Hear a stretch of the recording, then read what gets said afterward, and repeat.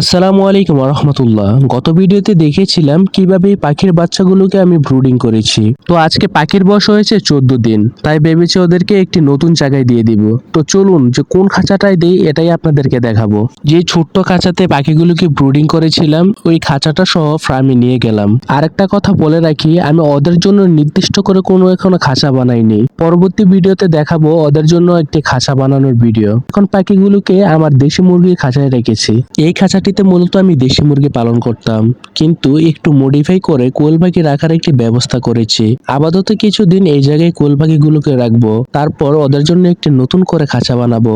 অবশ্যই ওই খাঁচা বানানোর A to Z সম্পূর্ণ ভিডিওটি আপনাদেরকে দেখাবো। তো আমি দেরি না করে এক এক করে পাখিগুলোকে ওদের নতুন খাঁচায় দিয়ে দিতে লাগলাম। আর এখানে সব থেকে বড় কথা হলো, আমি অন্য জায়গা থেকে বীজ ডিম কিনে এনে নিজে ইনকিউবেটরে ফুটিয়ে বাচ্চাগুলোকে ব্রুডিং করে আজ এত বড় করেছি।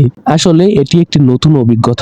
আমি এই পাখিগুলোর প্রতিদিনই আপনাদেরকে আপডেট দিয়ে থাকি, তাই অবশ্যই আমার চ্যানেলটিকে সাবস্ক্রাইব করে রাখবেন। এই তো আলহামদুলিল্লাহ, এখানে সবগুলো পাখি খাঁচায় দেওয়া কমপ্লিট।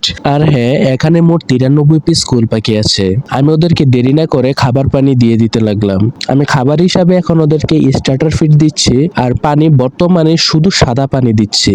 কোনো রকম মেডিসিন ব্যবহার করতেছি না। পরবর্তীতে কি কি মেডিসিন ব্যবহার করব এবং কি আমি করেছি এটি নিয়ে সম্পূর্ণ একটি ভিডিও আসবে। আজকের জন্য এখানে বিদায় নিলাম। আল্লাহ হাফেজ।